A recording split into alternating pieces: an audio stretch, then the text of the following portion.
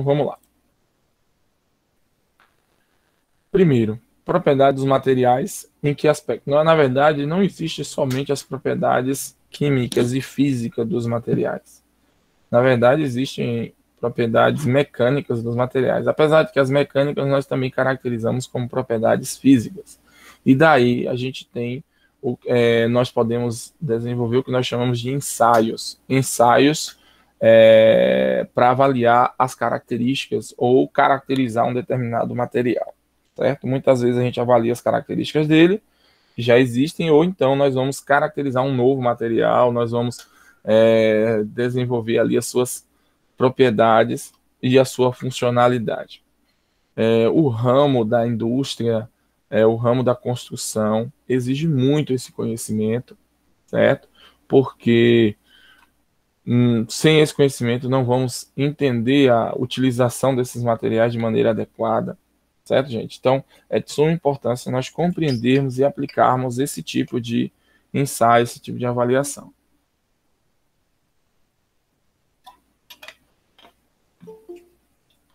Bom, então vamos lá. O que nós temos aqui? Primeiro, por que estudar então as propriedades dos materiais?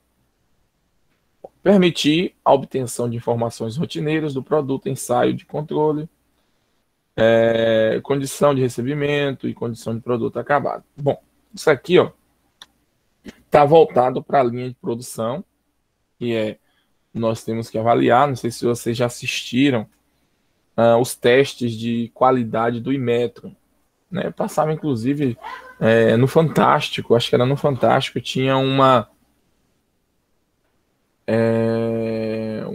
quadro só para avaliação do Inmetro de várias coisas. Eu já vi de cadeira, até de veículo também, o impacto, né?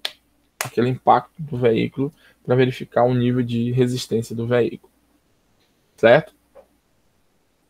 Então, tanto que todas as empresas de montagem de veículos, seja as automontadoras, elas fazem o teste de qualidade do veículo, realmente utilizando um veículo para realizar o choque, bater o veículo, ocasionar como se fosse um acidente, simular um acidente, inclusive com pessoas dentro. É isso que eu acho interessante.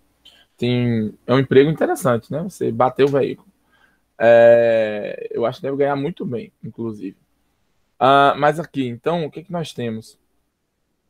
Essa avaliação é feita sempre porque precisa descrever a qualidade do veículo. Um exemplo, não sei se vocês já viram, aquela questão dos caminhonetes. As caminhonetes, elas têm uma tendência de capotar facilmente. Não sei se vocês já viram, quem tem caminhonete ou quem não já entrou em alguma ou já teve a oportunidade, eles colocam essa notificação, essa informação no próprio quebra-sol do veículo. Quando você vira, ele já tem lá, veículo sujeito a capotamento. O EcoSport é um veículo também muito propício ao capotamento. Então, isso aí é feito como? Eles desenvolvem, fazem os testes no centro de avaliação de qualidade, e ali vai perder um veículo ou outro, justamente com a tentativa de verificar essas informações. Certo? E tudo isso tem a ver com ensaios, avaliação, caracterização das propriedades, tudo que é necessário obter sobre o determinado produto. Certo, gente? Então é de suma importância nós estudarmos essas propriedades e assim também permitir os ensaios. Desenvolver novas informações sobre os materiais no desenvolvimento de novas ligas e novos processos de fabricação e novos tratamentos. Claro, né? Como eu falei, nós vamos caracterizar um material novo, então nós utilizamos também os ensaios para comparar, certo? Teve um trabalho que eu desenvolvi com os alunos alguns semestres atrás, inclusive teve um que foi de TCC, que foi a avaliação de corpos de prova com uma mistura de a, EVA ao concreto, em substituição à areia grossa, ou à brita, no caso, né? Nós avaliamos a resistência, as propriedades relacionadas ao concreto para testar esse tipo de material, tendo em vista que ele é mais leve, ele tem uma resistência acústica, ele tem uma resistência à variação de temperatura, na verdade ele é um certo isolante térmico. Isso seria de grande valia para os blocos ou as cerâmicas de revestimento. Claro que não pode ser estrutural, porque é diferente, certo? Então é um trabalho bem interessante que eu estou pretendendo retornar com ele. Beleza? Bom, então nós classificamos as propriedades em físicas e químicas, beleza? Então as físicas são aquelas que nós alteramos as características físicas do material sem alterar sua composição. Como assim? Quebrarmos ele. O fato de quebrar um material não alterou sua propriedade química, não alterou suas características químicas. Avaliar se ele vai fundir mais facilmente ou não, também é física. Agora, se ela é anticorrosiva, se ela qual o tempo de corrosão que ela vai ter, se ela é resistente à reação química, se ela vai sofrer um determinado destruição, ataque químico em uma indústria de refinaria, por exemplo, que nós temos o caso dos emborrachamentos de piso e paredes, as pinturas à base de poliuretano, que são resistentes à corrosão química. Então, são propriedades químicas que nós avaliamos. Mas as físicas, apenas alteração do material, se é resistente à quebra ou não, certo? Então, nós temos essas duas características, ou duas linhas de propriedades dos materiais, química e física. Tudo bem? Então, dentro das físicas, que é o que nós vamos estudar agora, que são as propriedades chamadas propriedades mecânicas, que são as propriedades relacionadas à resistência dos materiais. A resistência, como o próprio nome diz, resistência à ruptura, resistência à deformação, resistência elástica. A gente vai vendo cada uma dessas características ao longo da aula de hoje, certo? Gente, então, é de suma importância que vocês levem em consideração isso, porque é o nosso dia a dia. Também, no nosso dia a dia, nós utilizamos essas características para realizar determinadas ações. Certo? Então, vamos lá. Aqui eu tenho as principais características mecânicas, ou as propriedades mecânicas que nós vamos avaliar. Eu tenho aqui a tração, certo? Tenho a compressão, torção, flexão e cisalhamento. Gente, o que vem a ser a tração? Nós vamos falar de cada uma delas separadamente, mas já analisando aqui por alto, né, cada uma delas, o que você pode observar aqui?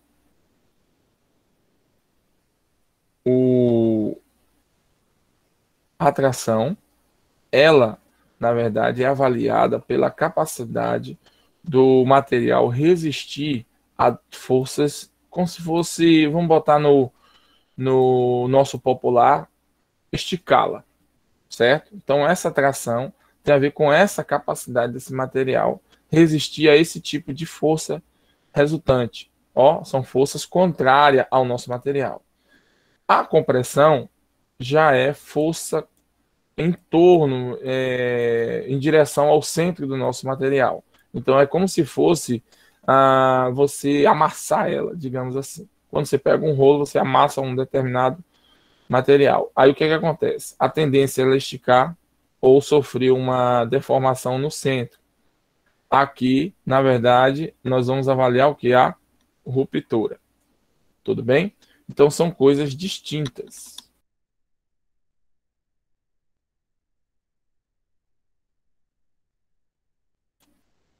Então, essa avaliação da tração, nós conseguimos observar a ruptura do nosso corpo de prova E na compressão nós conseguimos avaliar o quanto ela resiste sem, digamos, ao popular, né, sem estufar aqui. Mas esse aumento no centro é devido ao processo de compressão. O cisalhamento é quando nós temos aqui, ó, por exemplo, aqui uma prancha, aquela de salto, né? Ela está fixa, ela tem uma força fixa aqui, né? Ela está presa na parede, e aqui a pessoa está pulando neste sentido. Então, a ruptura dessa prancha aqui é de cisalhamento, só que ela resiste a esse cisalhamento. Então, ela tem uma elevada resistência ao cisalhamento devido a essas duas forças que são exercidas sobre o material. É o que nós teríamos aqui, ó, o material é exercido neste sentido e não na compressão ou mesmo no esticamento aqui ou na tração que nós chamamos. Já a flexão, ela tem dois pontos fixos, certo? E o próprio peso dela aqui é o peso de resistência a essa deformação, que é, no caso, a flexão.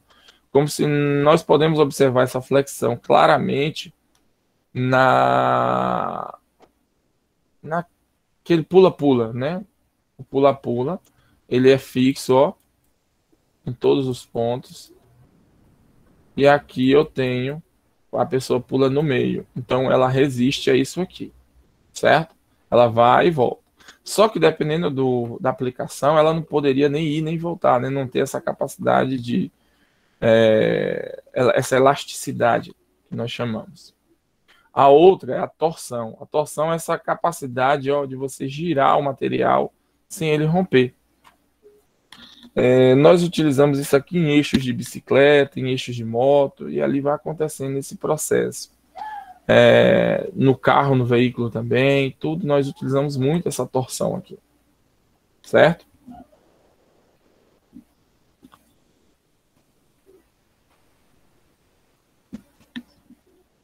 Então vamos lá. Então já aqui, vocês compreenderam cada um aqui, gente? Cada uma das propriedades que a gente pode avaliar? Tranquilo aí? Vocês estão me ouvindo bem? Tranquilo. Pronto, então é bem tranquilo isso aqui. E nós utilizamos isso no nosso dia a dia, viu, gente? Vamos lá, então. Deixa eu apagar isso aqui. Cada uma das propriedades está associada à habilidade do material de resistir às forças mecânicas ou de transmiti-la, certo? Vamos lá. Então, o material ele pode ser resistente à tração e à compressão, certo? Então, observe que o ensaio de tração e o ensaio de compressão são ensaios diferentes, mas o material ele passa a ser resistente àquilo. Então, nós avaliamos a resistência que esse material tem a essas ações mecânicas. Então, ele tem ali, a partir do ensaio, nós vamos ter um valor. Que nós temos ali o coeficiente de compressão, o coeficiente de tração, ou o valor da resistividade à compressão ou a resistividade à tração. Cada um vai ter o seu. E aqui geralmente é feito através de um gráfico, e esse gráfico de avaliação, como é o caso da atração, nós vamos ver que ele é mais ou menos assim.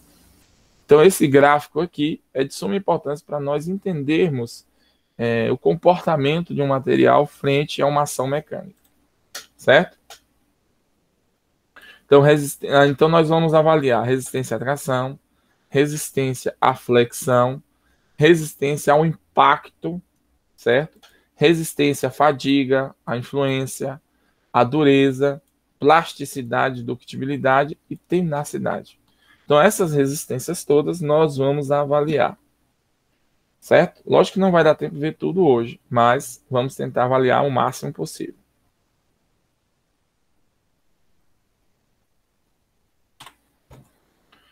Primeiro, gente, a partir desse entendimento, nós temos que descrever dois conceitos importantes para avaliar a resistência dos materiais.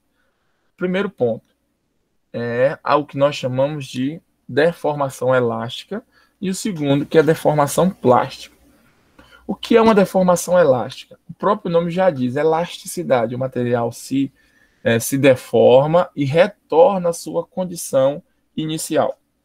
A deformação plástica é uma deformação contínua, permanente. Um exemplo, você pega uma borracha de dinheiro, você dá uma esticada nela e solta, ela volta à sua condição inicial. Agora, se você esticar ela, esticar, até certo ponto, e ela começar a se romper ali, você ocasionou uma deformação plástica nela, mesmo depois de ocasionar a deformação elástica. Então, ela vai voltar até certo ponto, mas não vai voltar à sua condição original, certo? Quando você pega, não tem aquela casca de bala, você pega ela e vai puxando, pega de um ponto no outro e vai puxando, aí ela dá uma deformação, ela modifica a sua estrutura inicial, mas ela não retorna à sua condição.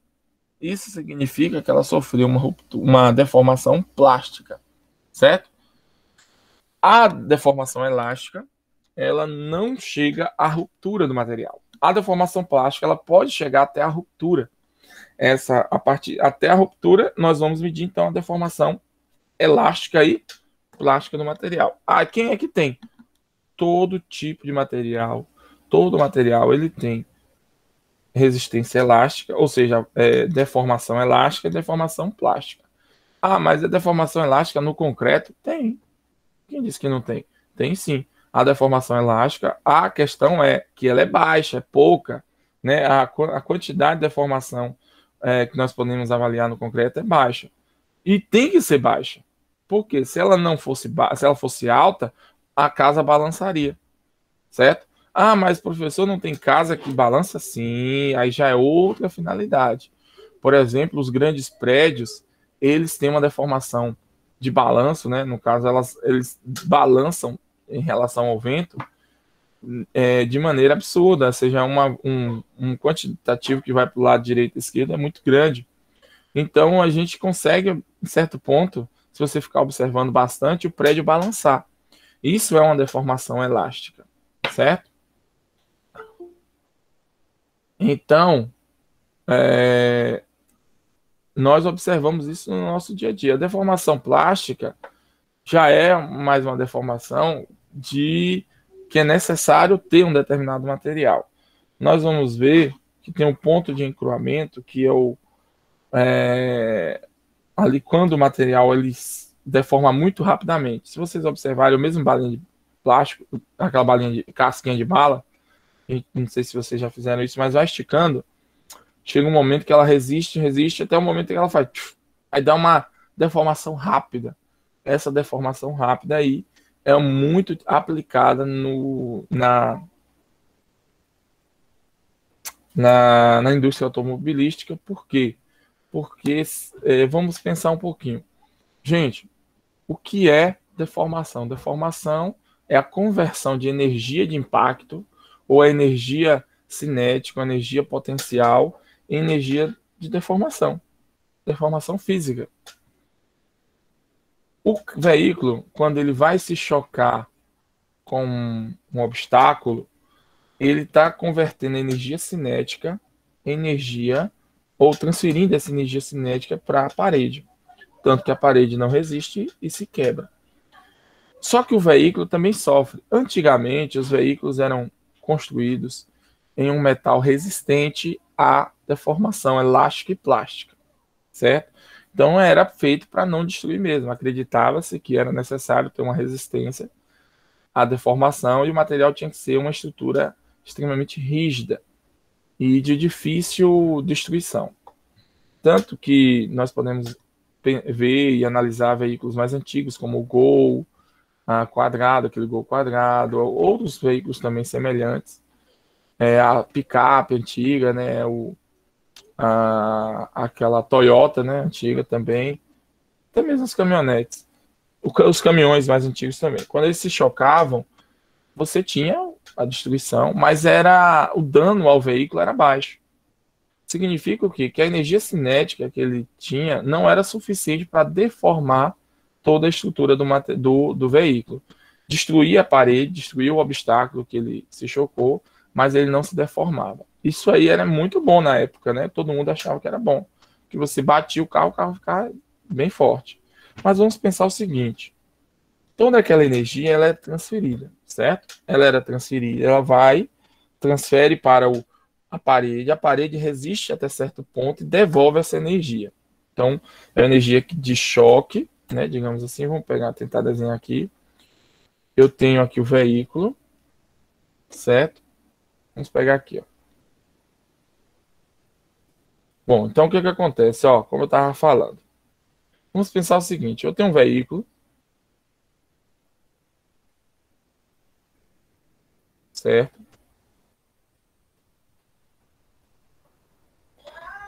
E aqui eu tenho um obstáculo.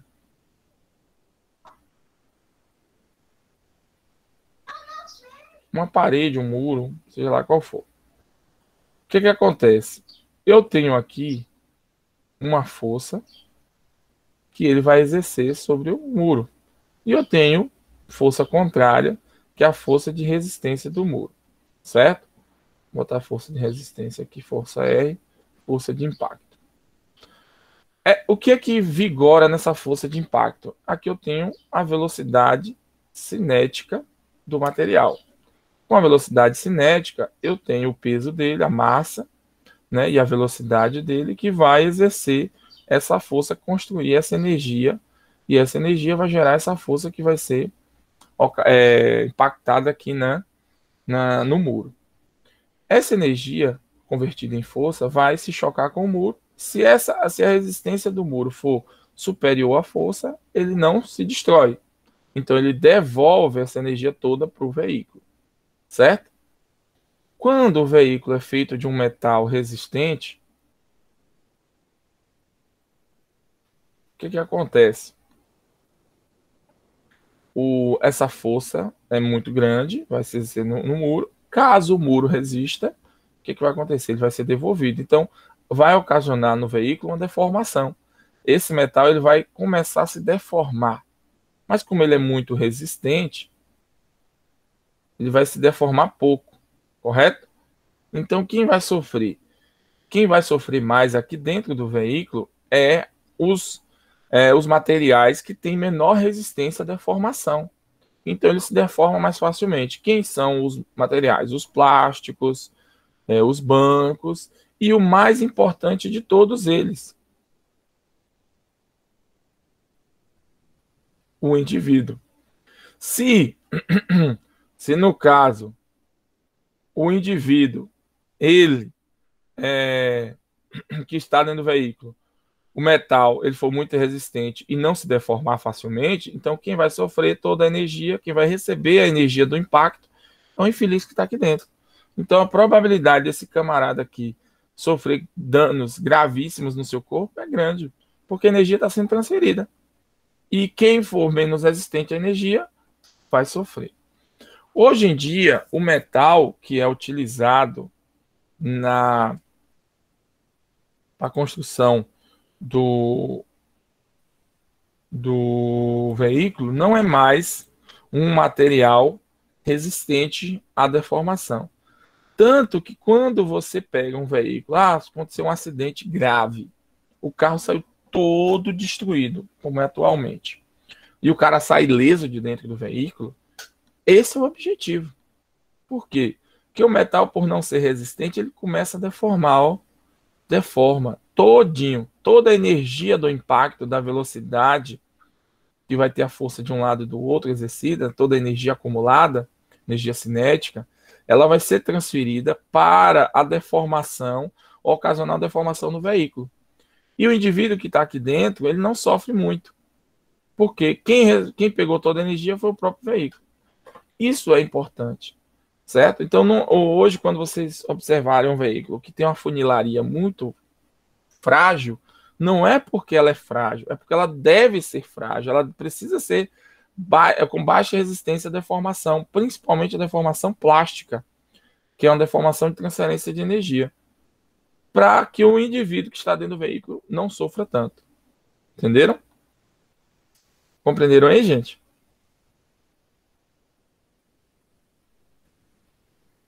E aí, vocês estão ouvindo, entenderam? Tranquilo, professor. Legal, né? É legal essa informação, né? Massa mesmo. Então, então eu tenho aqui a resistência elástica e a resistência plástica, né? vamos entender como é que funciona cada uma delas. Bom, aqui eu tenho, gente, um gráfico, né, de como é que é a análise da deformação plástica e análise da deformação elástica e deformação plástica. Observe, a deformação elástica, ela é avaliada deformação versus tensão. Então, ela é diretamente proporcional uma à outra. À medida que eu aumento a tensão exercida, eu aumento a deformação plástica. Mas, à medida que eu diminuo a tensão, ela tem que diminuir junto. Então, as duas têm um crescimento proporcional, certo? Tensão versus deformação. Mas, quando eu envolvo a deformação plástica, existe um ponto, né, a partir do qual as deformações do material elas não são mais retornáveis ao seu estado inicial. A partir desse momento aqui, termina a deformação elástica, e inicia a deformação plástica. Porque as duas estão associadas. Aí, Gustavo, gosta desse assunto, né? Massa, né? Então, aqui, gente, é o que nós chamamos da relação tensão versus deformação. E daí que surge a chamada lei de Hooke. A lei de Hooke, ela é a lei que estabelece a tensão versus deformação. Então, a tensão e a deformação estão relacionadas diretamente, são diretamente proporcionais. E a elástica, ela é reversível, certo? Quando você tira a tensão, o que é que acontece? Você também tira a deformação, ok? Já na deformação plástica, o que é que acontece? Ela ultrapassa o limite da deformação elástica. Então, a elasticidade, ela termina, que é nesse ponto, e inicia uma deformação permanente, a deformação que não retorna ao seu estado inicial do material. A lei de Hooke, ele construiu essa lei, deixa eu ver se aqui eu tenho, acho que aqui tem, aqui. Foi baseado na deformação de molas, né? Eu tenho o estado inicial da mola, certo? Eu gero uma deformação elástica através da aplicação de uma tensão, no caso aqui uma força-peso. Depois que eu retiro essa força-peso, a mola ela volta à sua condição inicial. Então foi daqui que surgiu o estudo e a lei de Hooke, certo? Bom, então, isso daqui, gente, é a nossa deformação, nosso conceito importante que vai trazer informações sobre os materiais. A partir dessas informações, nós conseguimos deduzir se o material ele é resistente, ele tem uma alta tenacidade, se ele tem ele é mais fácil de deformação, se ele é aplicável à automobilística. Dependendo, na verdade, nós conseguimos deduzir boa parte da aplicação de um determinado material, principalmente os metais, certo? Então vamos lá. O que nós podemos avaliar, então, das características, né? As propriedades. Nós temos, então, as propriedades físico-químicas e as propriedades mecânicas. A propriedade físico-química, densidade. Um material muito denso. É um material, aí tem o conceito, né, de pesado. Muita gente utiliza esse conceito. Só que pesado, gente, não é o termo adequado. Porque pesado tem a ver com força-peso. É a força que exerce sobre o corpo em relação à sua atração pelo centro do corpo celeste, no caso, a Terra, que é onde nós estamos. Então, a gravidade exercida sobre o corpo é a força-peso, ou seja, se ele é pesado, tem a relação com a força-peso. Densidade não é uma força, não tem a ver com a força, é uma característica física, na verdade, físico-química, que tem a ver com a compactação dos materiais. Quanto maior compacto for, quanto maior a compactação dos átomos, maior a densidade. Então, você tem menor quantidade de espaço vazio. Essa densidade também é conhecida como massa específica, que é o que nós já vimos, que é, na verdade, a relação massa ou a relação massa-espaço. que é a quantidade de matéria que ocupa um determinado espaço. Aí nós temos o que nós chamamos de massa específica, certo? Propriedades térmicas, que tem a ver com a questão ponto de fusão, ponto de ebulição do material, quanto ele resiste a determinada temperatura, sem fundir ou sem qualquer outra coisa. Elétrica, se ele conduz ou não eletricidade, magnetismo, óptica, acústica, assim vai, certo? Tudo tem a ver com as propriedades físico-químicas. Já as propriedades mecânicas, como nós já vimos, nós vamos avaliar isso aqui, ó. Resistência mecânica, ductibilidade, rigidez, dureza, resistência à fadiga, afluência, tenacidade e tenacidade à fratura. Certo? Então, são características distintas, mas são todas físicas. Não há nenhuma química. Beleza? Então, essa é a diferenciação que nós temos em relação às propriedades mecânicas. Bom, então vamos lá falar um pouquinho sobre essas propriedades mecânicas do material.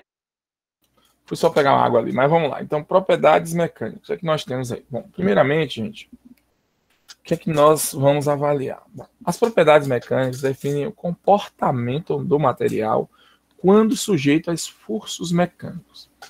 Isso é importante a gente tratar que, ó, esforço. Gente, isso daqui é, digamos, a função do material. Eu gosto muito de usar o veículo como instrumento porque está ali, tem muitos materiais que ali tem a questão da resistência.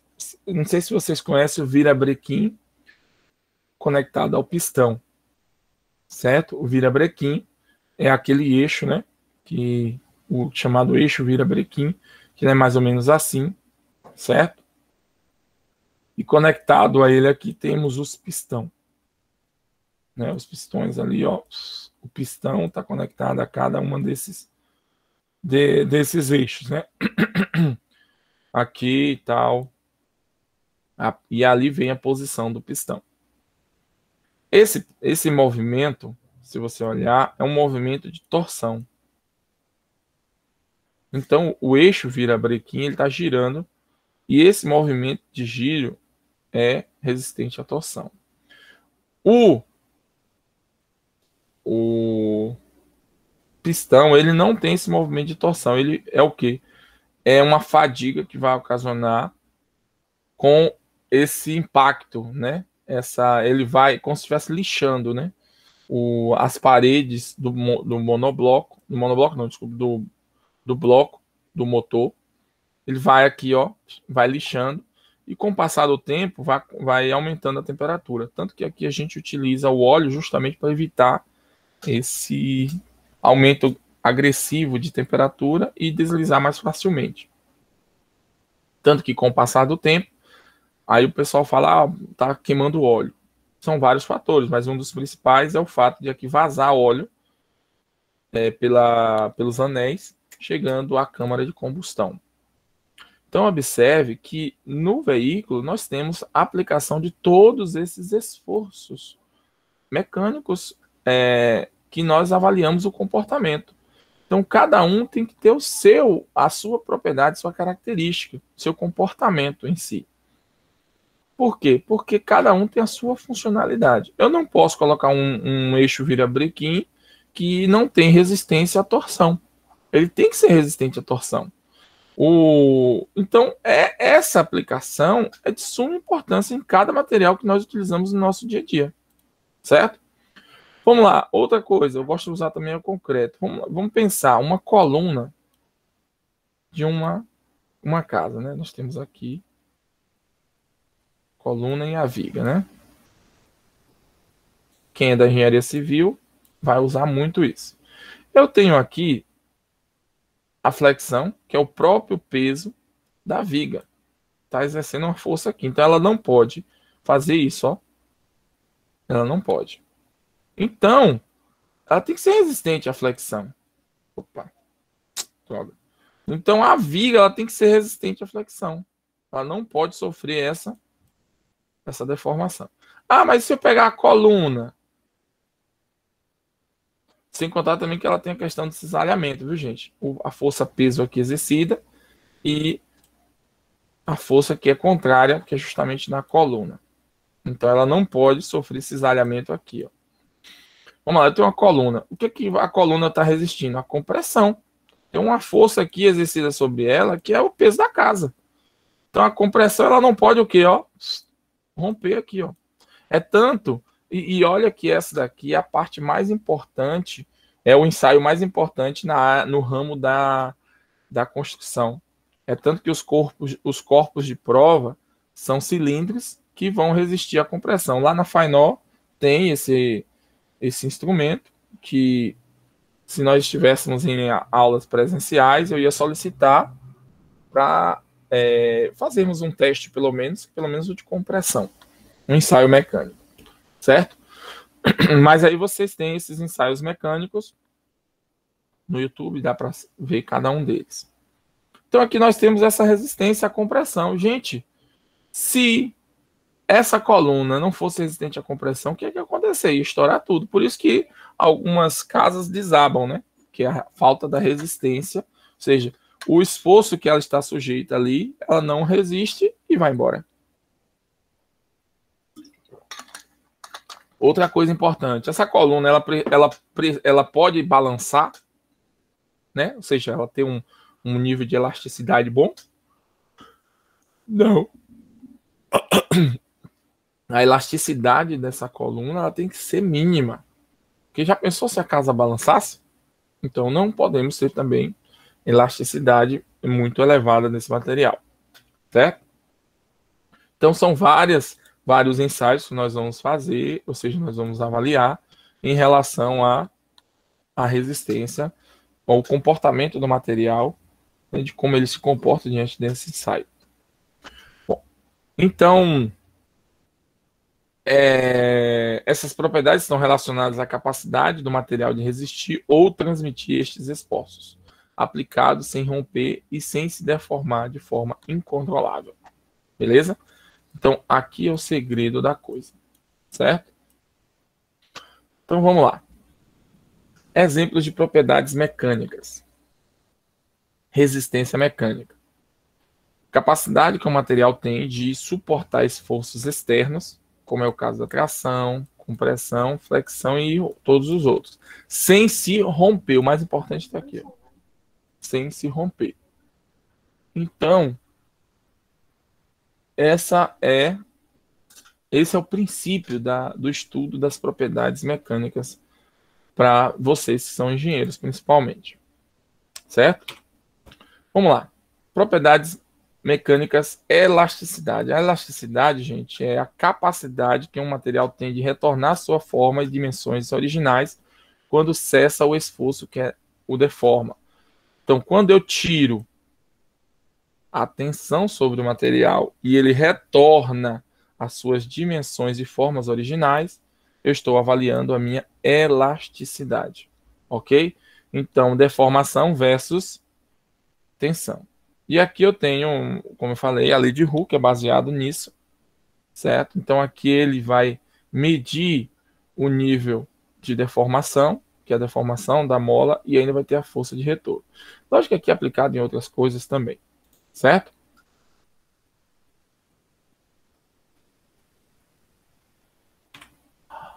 A plasticidade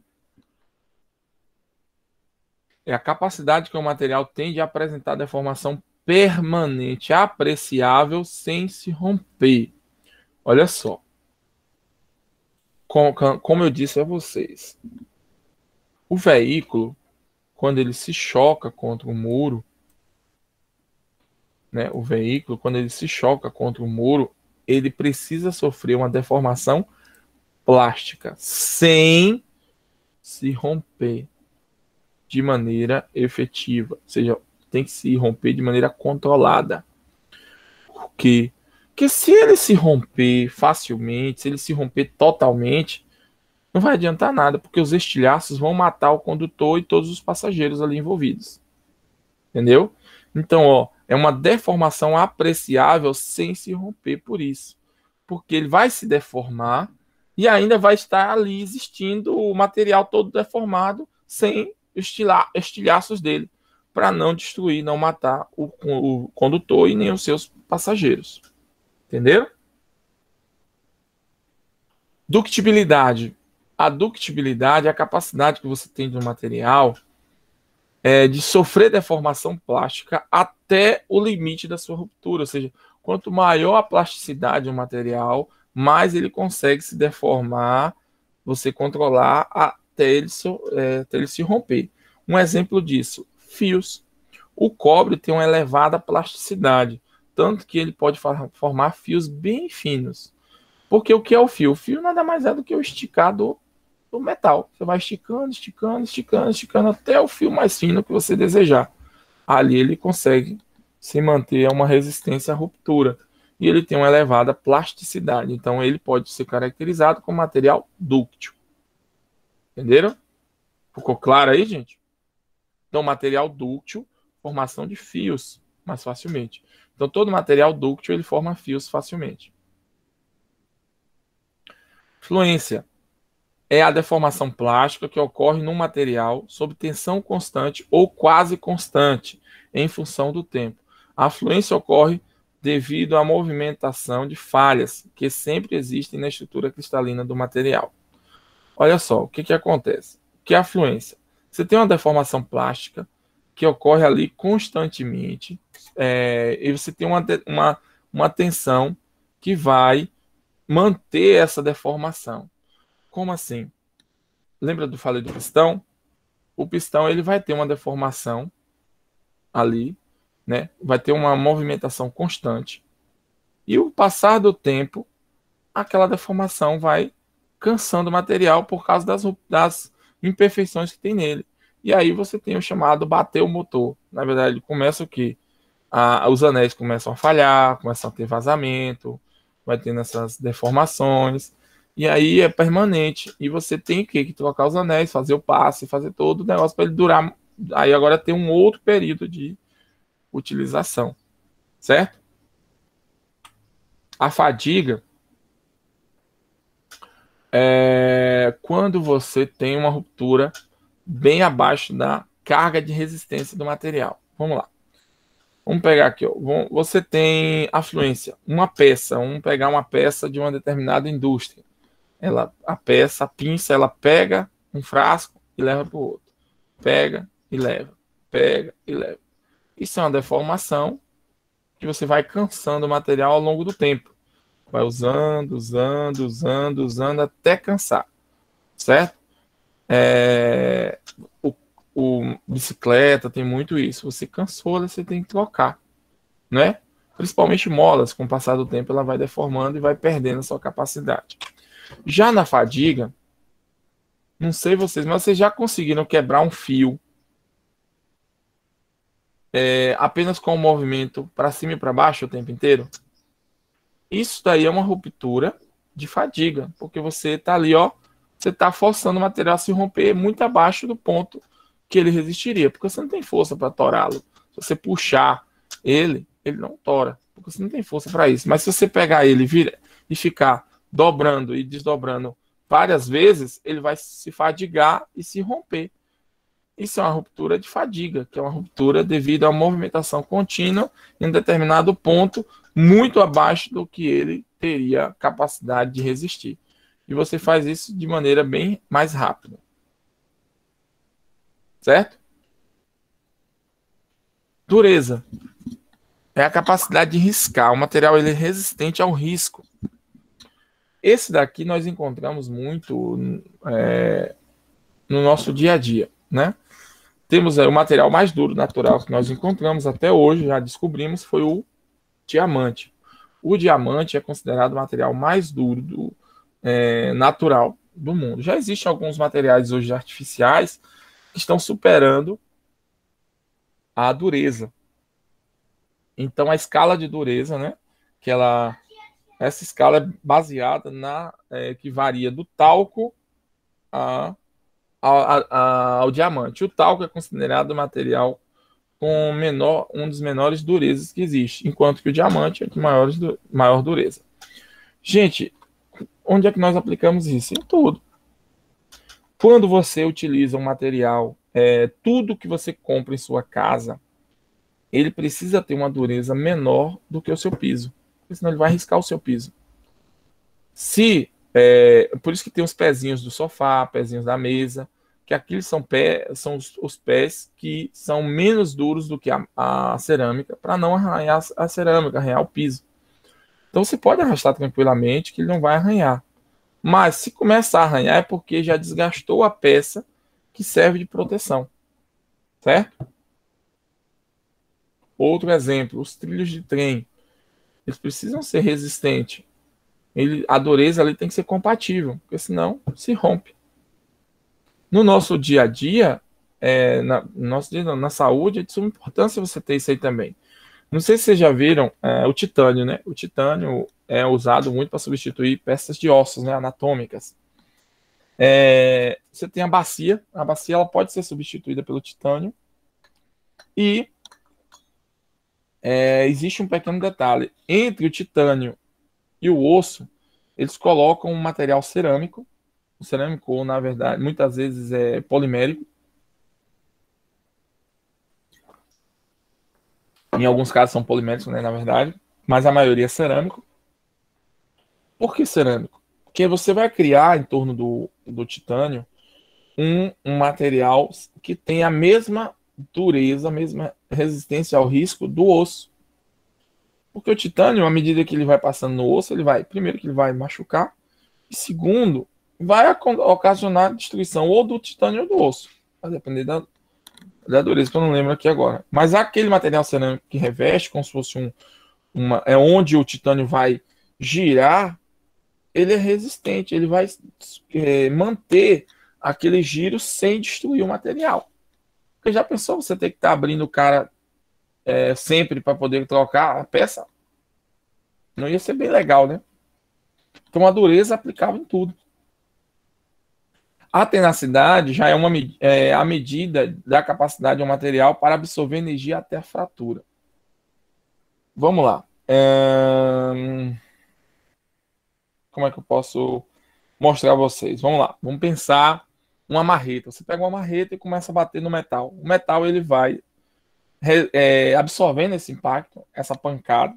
Ó, pau, pau, pau, pau. Ó, tome-lhe pancada. E ele não se rompe. Significa que o material é tenaz, ele é resistente ao impacto, à pancada, digamos assim. A tenacidade tem a ver com isso, certo? Tudo bem, gente? Entenderam aí essas características, essas propriedades mecânicas e a aplicação delas e o conceito de cada uma delas? Ficou claro? Só dá um help aí, se tá tudo ok. Ficou sim, professor.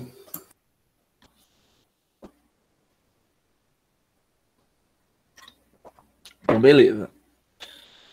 Então, gente, ó, é muito, muito importante nós compreendermos o conceito de cada uma dessas propriedades mecânicas.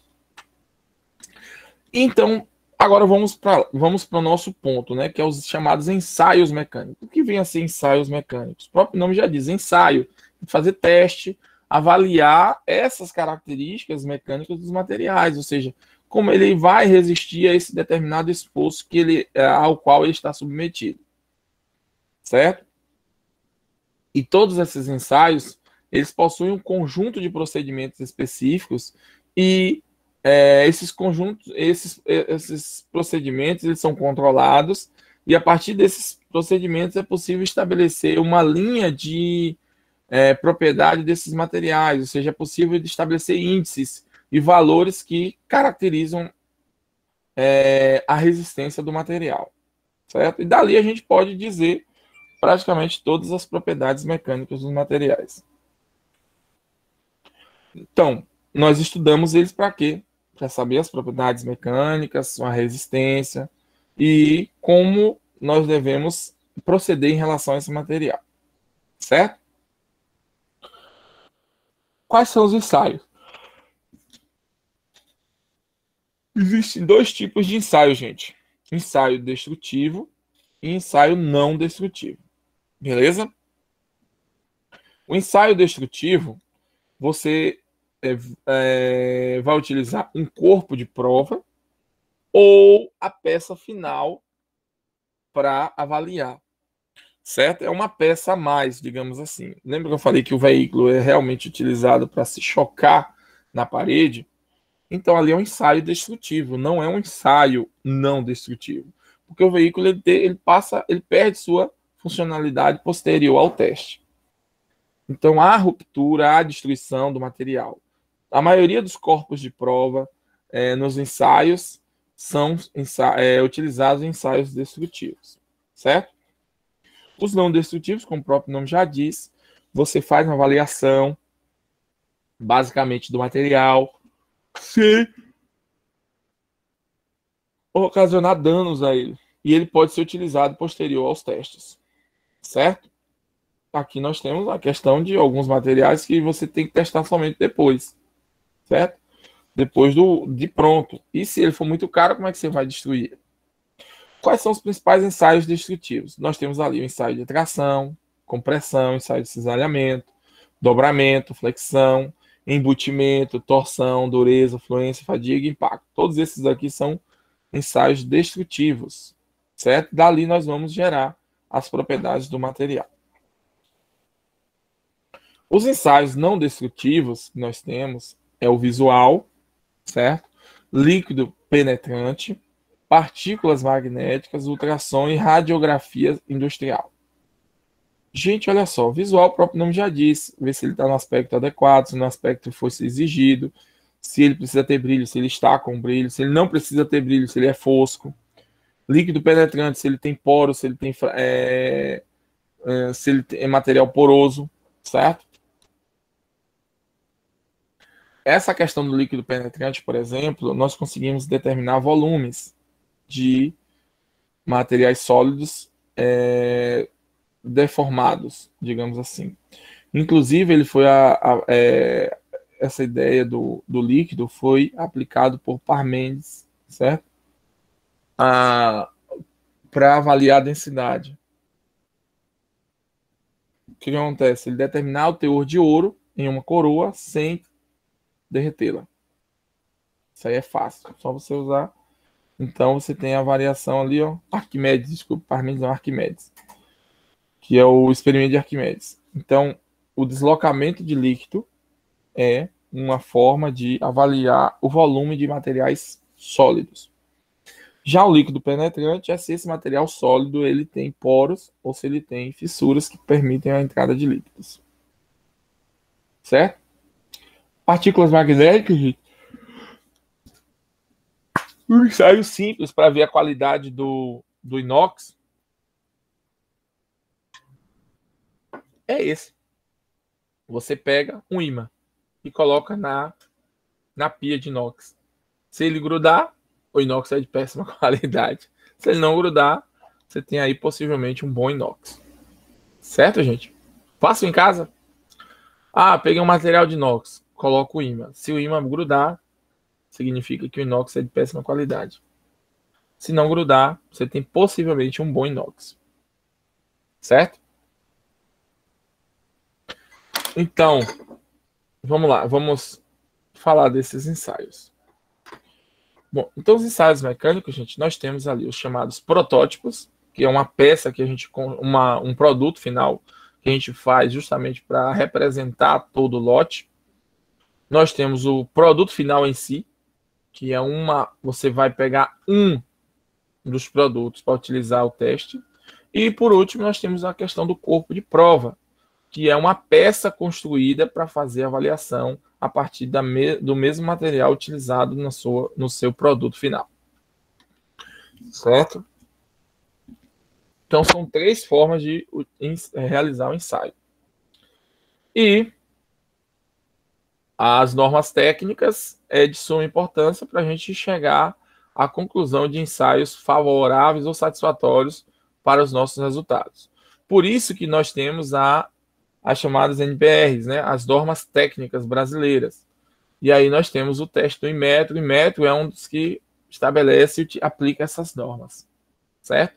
A ABNT é um órgão regulamentador de normas técnicas que você pode utilizar como referência na hora de avaliar as características, a qualidade de vários materiais. Tanto que as NBRs, as ONRs ou NBRs estão todas voltadas para a BNT, certo? A BNT, na verdade... Oi, pode falar. Deixa eu fazer uma pergunta. Você falou que tem 3 tipos de fazer o ensaio, correto? Sim. Então, assim, eu fazendo um, eu já comprovo, eu tenho que fazer os 3. É uma pergunta, assim, para realmente ter a prova, a primeira, a segunda e a terceira para provar que foi tudo ok. Dependendo do que você vai... Dependendo do produto final. Por exemplo, vamos pensar num prédio. Vamos pegar como exemplo um prédio. Você, quando vai avaliar a qualidade do concreto, você vai produzir o prédio e depois distribuir ele para verificar se ele é resistente? Não, não é. Creio que não, né? Essa é a ideia. Seria assim, mas tudo bem. Seria interessante, né? Mas é uma vontade. Mas assim, não podemos. Então, não podemos utilizar, neste caso, o produto final. Nem tampouco podemos construir um prédio só para avaliar a qualidade dele, que o custo é muito alto. Daí nós utilizamos os corpos de prova como instrumento para avaliar essa resistência. A partir do corpo de prova, nós aplicamos as características ali encontradas no produto que nós vamos construir. Por exemplo, a concretagem de uma laje. Nós fazemos um concreto, né, semelhante ao que vai ser utilizado na laje, montamos o nosso corpo de prova e avaliamos a resistência à compressão dele. Aí a gente vai e aplica na laje. Se ele atendeu a nossa expectativa, a gente aplica na laje. Tanto que existe, por exemplo, eu estou falando da construção, que já existem cálculos estruturais voltados para esse tipo de concretagem. Ele precisa ser resistente a 50 megapascal. Então você tem que construir um corpo de prova que resista a 50 megapascal, certo? Baseado na combinação, no traço do concreto. Entendeu? Entendi. Porque eu achei que teria que fazer os 3. Não, nada Das disso. 3 partes. Porque eu vi Sim. Não sei se você já viu que, teoricamente, o Brasil foi o primeiro país a fazer uma telha em forma com placas solares, induzindo ela, que é aquelas telhas comuns que a gente já compra. Eu Que é a vi, Pois é. eu não, assim, li por alto, claro, que é uma telha mesmo, É e uma telha em ela forma de telha de 36,5 por 47,5, que ela tem células que transformam energia solar em elétrica sem precisar da placa em cima. Aí Isso. as últimas telhas têm um fio que você liga para converter de CA para corrente contínua. Aí, desse daí, o cara que fez, ele fez as 3 provas. Ele Sim. fez a primeira, ele criou, aí ele fez a primeira, que foi ver a questão do peso, se é igual a outra, se é a mesma dinâmica. Ele fez um protótipo, no caso, né?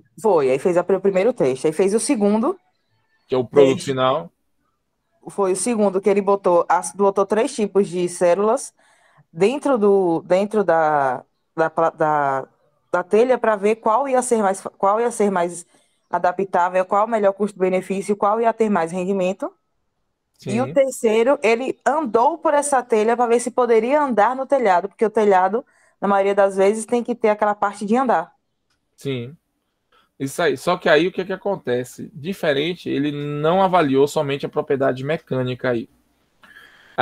Nos ensaios mecânicos, a gente utiliza um dos 3. O único que ele usou realmente para ensaio mecânico aí não foi a célula que ele usou dentro, nem a questão o teste, né, das placas. O único ensaio mecânico que ele realmente fez aí foi ele pisar em cima. Entendeu?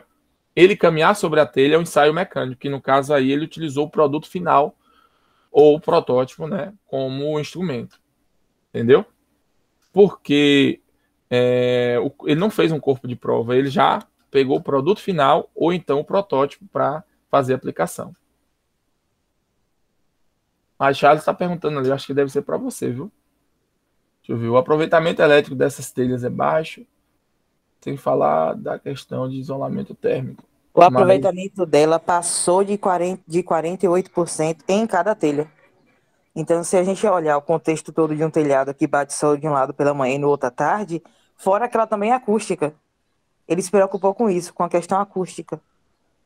Sim, Eu que. achei um trabalho fantástico. Tinha 3 anos que eles estavam testando. Tiveram a ideia, passaram um ano trabalhando, depois 3 anos de teste. No quinto ano agora, que já foi para ser aprovado pelo Inmetro, já passou para ser aprovado pelo Inmetro, já botaram em algumas construções, botaram até em construção, tipo essa que está fazendo aqui acho que é Luiz Eduardo, que vem, não, Juraci Magalhães do shopping, essas construções inteiras, tipo, Ah, eu vi, tipo, ali um centro comercial, né? Como se o centro fosse isso. comercial, eles botaram, ao invés de zinco, botaram aquelas telhas no centro comercial. Pra A ganhar dinheiro, né? a acústica ficou incrível, porque não fica batendo e fazendo zoada embaixo, não. É como se fosse uma telha realmente comum. Ah, de telha de cerâmica, né? Só que ela é mais escura, eu acho que é quase um cinza. A única diferença é essa. E Entendi. você não pode pintar, porque também ela não aquece. Ela nem aquece, ela tem aquele tratamento que fizeram no zinco, que embaixo não aquece, e em cima dispersa, e o contexto dela é gerar energia. Entendi. No caso, ela é reflexiva por cima. Olha lá. Olha lá, ascensão de plagas fotovoltaicas, as novas tendências. Charles, pelo que eu vi em relação às placas tradicionais, rapaz, ela bate de 10-0. Assim, em questão de se eu não tiver estrutura em um telhado para botar as placas, porque ela já vai ser o telhado, ela tem o mesmo peso. Então, se eu precisar botar uma placa, a gente tem que calcular, além do telhado, o peso da placa. Por mais que seja leve, que aí vai todo o conceito, ainda tem alguns que uma bateria. Eu achei fantástico, Flávio. No caso aí, você está reduzindo a massa que você vai colocar sobre o telhado, né? Porque aí você, muitas vezes, o cálculo da casa ou do prédio, ele não é feito para suportar mais peso além do que já foi calculado, né? Não tem Digamos os assim. 30% de que eles botam de segurança, não. Eles sempre Sim, deixam os 30%. Ah, não, o telhado tá ótimo, vou botar só uma barranquilha a mais. Não é essa a necessidade. Mas isso. eles fizeram todo o contexto. Além disso, você pode botar peso a mais. Eles calcularam para ser de 15 a 22%, poder suportar mais peso. Mas justamente para não ter que perder a estética que eles se preocuparam. E além da estética, não ter mais um gasto, porque o problema não são só as placas solares, que são caras. É a estrutura que você tem que fazer para pôr a placa solar. Sim, Isso também agrega muito no valor. claro, claro. E você substituindo a telha, você está tirando o peso da telha e colocando outra no lugar sem aumentar, sem ter que reforçar a estrutura de resistência, né? Isso é interessante. Depois, se você tem tiver um artigo, Stephanie, manda aí para a gente ler. Eu não cheguei a ler não sobre o artigo em si, a pesquisa. Eu só ouvi falar dessas telhas. Assim, tipo uma tiragem, né, uma reportagem, eu não cheguei a ler 100% dela, não. Mas eu já ouvi falar assim, é muito boa mesmo. Achei, e ecologicamente falando, Charles, ela além de reduzir muito, ela tem um contexto o preço dela vai ser, tipo, a telha normal a gente bota que deve estar R$ 1.800, vamos botar assim. Mas se você botar ela, um milheiro dela, R$ 2.500, que é mais ou menos o preço que eles querem de 2.500 a R$ 4.000, aí você só compra o conversor. As placas que vêm no começo, elas vêm uma encaixando na outra e é como se ela tivesse um ímã, Flávio. Um encaixa em cima, passando energia para debaixo. Ela vai transferir essa energia para a última, que está na ponta, para transferir para toda a fiação que fica dentro de casa. Entendi. Bem legal mesmo. Ecolo- É muito, né? Ecologicamente, ela é muito melhor do que as placas que a gente bota, que vai usar ferro, vai usar placa, vai usar não sei o que de vidro, vai usar proteção, vai usar silício. Tem todo um contexto que ecologicamente ela fica muito mais barata, é muito mais aproveitável e muito mais fácil de se lidar. Sim, é bom mesmo. Manda um artigo pra gente, Esther, que aí a gente vai dar Eu uma lida. estava lendo Eu no vou, eu vou, celular eu e vou vou ler isso aqui procurar também, mandar. viu? Opa, eu não entendi, fale de novo. Eu estava lendo no celular, vi pela internet no celular, procurar o link. Véi, é incrível, porque eu achei e falei, não, deve ser fake, né? Porque não tem condição hoje que é aquelas placas grandes. Aqui a gente botou no sítio de tio, foi 8 placas, tem 10, 12 placas, mas as placas são grandes. Dá quase 20 metros quadrados em cima do telhado, mais a parte de ferro que teve que aumentar um pouco o suporte embaixo para suportar, aumentar um pouco as vigas embaixo para suportar o peso, botar uma viga maior, era só encaixar as telhas. Pois é, tá vendo aí? Essa é a diferença. E eu vou ler aqui também, viu, Charles? O Instituto Pindorama, né? Que fala sobre casas ecológicas. É massa, velho. E falar em casa ecológica também, viu? Lá na roça de meu pai, o meu primo lá, ele fez uma casa extremamente ecológica, colocando telhado com uma parte do telhado com solo e plantando material. Casa toda feita na madeira, madeiramento, todo feito de madeira, com revestimento, e esse telhado bem legal, bem feito mesmo. Rapaz, ficou bonito, viu, velho? Chamado Telhado Verde, exatamente, Charles. Muito interessante. Eu tenho as fotos dela ainda. Depois eu vou postar para vocês. Certo? Então vamos lá. Então aí eu vou dar uma lidazinha e a gente vai discutir. Gostei da discussão. Mas, então, Esther, só para deixar claro lá que você me perguntou, depende muito do que ele aplicou. No caso, ele usou o protótipo e usou o produto final. Ele não fez o corpo de prova, viu? Provavelmente. Os ensaios mecânicos, gente, só para a gente retornar cá, os ensaios mecânicos, eles seguem propriedades, características de órgãos regulamentadores, certo? Como eu falei com vocês, eu tenho aqui o ISO, né, que é a Organização Internacional de Padrões Técnicos, ou Organização de Padrões Internacionais, certo? E a ABNT, que é, no caso, a Associação Brasileira de Normas Técnicas. São instrumentos, são órgãos regulamentadores que estabelecem a qualidade do material. Provavelmente, nós já estamos passando no caso do Sté falou aí, que está indo para o Inmetro. Depois do Inmetro, o Inmetro vai fazer o quê? Vai seguir essa aqui, ó, seguir a ABNT, as normas técnicas brasileiras.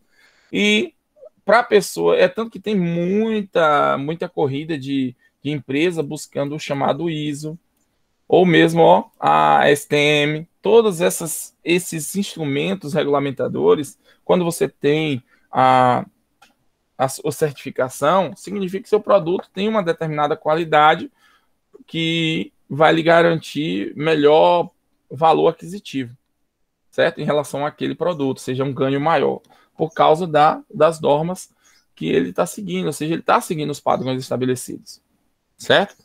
E o Inmetro, na verdade, é um órgão, a ABNT é um órgão regulamentador que estabelece as normas, mas o Inmetro é um órgão regulamentador que aplica as normas.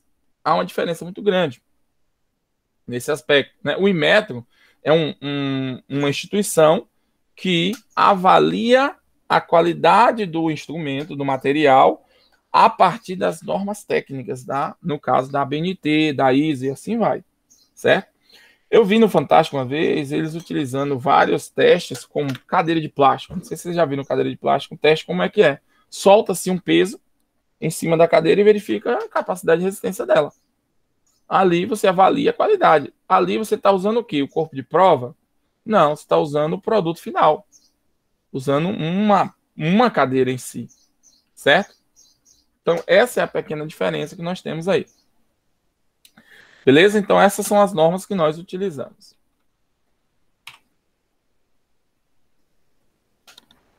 Vamos lá. Então,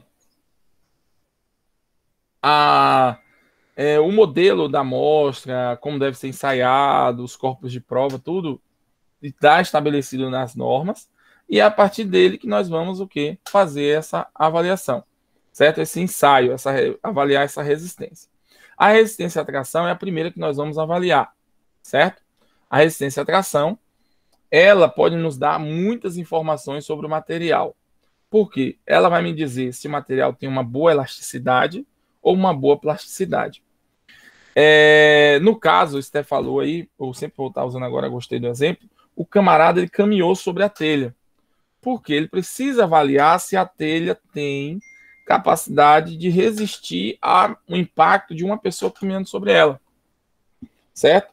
Ali, ao mesmo tempo, você tem uma pressão sobre a telha que está sendo exercida. ela vai sofrer deformações, que no caso aí tem que ser deformação, ela tem que ser resistente à deformação elástica e à deformação plástica. No caso, a deformação plástica, como é depois da elástica, e também a ruptura, claro, né? Também tem que ser resistente à ruptura. Então, olha só, eu tenho elástica, a elasticidade dela tem que ser baixa, a plasticidade nem se fala, tem que ser baixa também, e também precisa ter resistência à ruptura, ao impacto, quando você choca, caminha sobre ela. Certo? Então, só no teste de tração já dá para a gente avaliar se esse material ele tem elasticidade e plasticidade boa. Certo? O ensaio de tração consiste basicamente na separação do material em 2 ou mais partes devido à aplicação de uma carga estática a temperaturas relativamente baixas em relação ao ponto de fusão do material. Então, geralmente é feita a temperatura ambiente, porque é a utilização tradicional dos materiais. Certo? Então, você vai exercer ali uma carga sobre ela e verificar se esse material, esse corpo de prova vai sofrer a ruptura. Como é que então funciona o ensaio de tração? Bom, né? Deixa eu ver se vai dar tempo a gente falar. 8h45. Dá tempo a gente só falar pelo menos aqui do corpo de prova e ensaio de tração. Depois a gente fala do outro. Então aqui eu tenho aqui um exemplo do corpo de prova, certo, gente? Olha só. O corpo de prova ele é feito dessa forma. Ele tem aqui uma região mais mais espessa, né? A espessura maior, com esse design. E aqui é a região de avaliação. Ó, ele vai se romper aqui. Ó. Essa é a parte que me interessa. Que aqui eu tenho uma área, que é uma área comum e utilizada, aplicada a todos. E a partir dessa informação, nós temos os valores individuais de cada peça. E aqui a região que sofre a estricção, ou seja, sofre a principal transformação, a deformação plástica, elástica e a ruptura. Certo? Esse distanciamento, eu tenho o distanciamento inicial e vou ter o distanciamento final. Então, eu tenho alguns dados que nós vamos obter a partir da avaliação do teste de tração, certo? Que é o distanciamento inicial e o distanciamento final. Baseado nisso, nós vamos encontrar a região de fricção, certo? Aqui eu tenho um corpo de prova antes e o corpo de prova, então, depois. E essa área, essa aqui, segue as normas estabelecidas. Certo? Então, eu vou exercer uma tensão, que essa tensão é dada em newtons por milímetros quadrados, né? Força normal por área exercida. E essa tensão vai ser aumentada à medida que o tempo vai passando. Então, a tensão versus o tempo. Então, eu tenho aqui tensão, o tempo e a tensão. À medida que o tempo passa, eu vou ter aumentando a minha tensão. O que acontece, gente? Olha só. A tensão versus tempo, ela vai ser avaliada e vai ser construído um gráfico em relação a ela, ok? Esse gráfico vai me mostrar uma coisa interessante. Primeiro, ela é proporcional ao tempo de prova e depois a tensão ela vai sofrer uma variação em determinado espaço de tempo, que é quando ocorre esse processo de estricção e a ruptura. Então, aqui que nós vamos ter uma variação na relação da tensão versus tempo. Lógico que aqui, no final das contas, nós vamos ter um gráfico de tensão versus deformação, que é o nosso gráfico real. Aqui eu tenho o exemplo do aparelho, né? Observe que aqui eu tenho a fixação superior, a fixação inferior. E aqui eu tenho um tensiômetro. O que é que esse tensiômetro vai fazer? Ele vai medir essa variação da deformação em relação ao tempo e direcionado à tensão exercida. O nosso gráfico de avaliação é em relação à deformação versus tensão. Mas a tensão ela vai aumentando com o tempo de prova. Certo? E aí, nós temos os modelos de corpo de prova, né, de como ele é construído. Né? Aqui eu tenho um modelo de corpo de prova, certo? Como ele pode ser construído ou não. Que é a questão da construção, segue os padrões estabelecidos. certo? Aqui é justamente para manter ou na solda, na parte onde eu vou fazer a fricção, ou ele todo como uma única forma, um único material. O material ele pode ser, a partir desse teste de ensaio, ele pode ser dúctil ou ele pode ser frágil. Principal avaliação que nós realizamos em relação ao teste de tração. Certo? Dúctil, ele resiste à deformação até a sua ruptura. Então ele vai deformando até a ruptura, principalmente polímeros. E frágil, ele se rompe muito fácil. E daí nós podemos entender como ele é a partir das ranhuras criadas no processo da ruptura. Certo? Por exemplo, aqui, ó. Considera um material frágil, quando ele se rompe de maneira alinhada. Um material dúctil, quando ele, ó, cria várias pontinhas até se romper. Ou ele é assim, com vários dentes, como nós podemos dizer assim, ou dessa forma. E ele é frágil quando ele se rompe de maneira alinhada. Ok? Entenderam aí?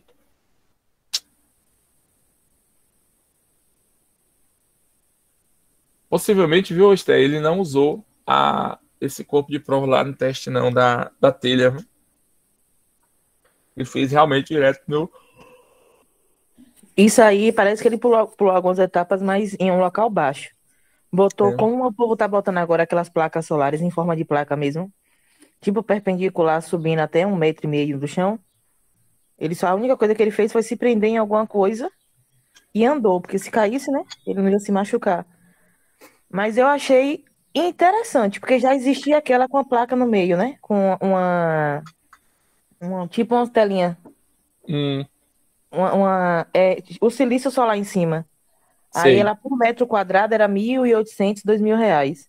Essa daí com o silício em cima, realmente, ela tava 764 o metro quadrado. E você nem é obrigado a botar nele todo. Então, se você botar até 10 metros quadrados ou 15, você gera até 400 quilowatts mês. Num lugar com incidência mais ou menos. Isso para uma pessoa que paga R$ 300 de energia, ela vai pagar toda a energia, ficar com saldo, ainda devolver para a rede, que é o que chama de on-grid. Você vai ganhar dinheiro em cima. Aí fica no seu CPF, onde tiver seu CPF, que você tenha uma conta de luz, abate naquele valor. É bom demais, tá doido? Vamos lá. Então aqui, ó, o ensaio, gente, para a gente entender como é que funciona o corpo de prova, como é que ele se comporta à medida que vai passando o tempo de ensaio. Eu tenho aqui o corpo de prova inicial, né? Observe que essa deformação já começa aqui com a deformação elástica. Até este ponto, tá vendo? À medida que o tempo passa, ó, a deformação vai acontecendo. Aí aqui, elástico, que é o limite elástico, e começa aqui agora o processo plástico, ó, que são deformações permanentes, até o limite plástico, que é esse aqui, ponto máximo. Depois ele vai só na decadência até a ruptura. Beleza? Então, isso aqui é o que nós vamos visualizar no corpo de prova com o passar do tempo no elástico. Aí vem esse gráfico, ele vai variando, né? Deixa eu ver se ele já tem aqui. Aqui. Não tem. Vários modelos, né? Você tem ele mais baixo, mais alto, ele menos deformado. Então, são vários modelos de gráfico que nós podemos encontrar baseado nesse ensaio de tração. Aqui eu tenho, então, a curva de tração básica, que nós vamos avaliar. Ó, lembra que eu falei do escoamento? Na verdade, eu falei até diferente. Mas o escoamento, é isso aqui que eu falei com vocês, ó. Eu tenho o limite elástico, limite de proporcionalidade. Como assim limite de proporcionalidade? A partir do limite elástico é quando começa a ter deformações permanentes. Lembra que a borracha, quando você estica, chega a um certo ponto que ela não volta mais, mas ainda não sofreu deformação, não houve ruptura? Então é aqui, ó. É desse ponto limite elástico até o ponto de proporcionalidade. Daqui em diante eu venho um pedacinho que é o escoamento. E, no caso, eu tenho ali o limite de resistência e, por último, limite de ruptura. Certo? E assim eu tenho a divisão de duas fases. fase elástica, que é até o limite elástico, e a fase plástica, que é a partir do limite elástico até o momento de ruptura, que é quando há deformação permanente e constante do material. Gente, esse momento de escoamento aqui, ó, observe o que acontece com a tensão. Ela é praticamente constante. Vocês estão vendo aí? Tensão constante. Você tem uma elevada deformação. Olha só, aqui é deformação versus tensão. Então, aqui eu tenho, nesse ponto aqui específico, eu tenho uma elevada deformação e uma baixa tensão, um baixo aumento de tensão. Então, toda a tensão exercida sobre o material é convertido em deformação. Lembra que eu falei que quando o veículo se choca, ele não se deforma?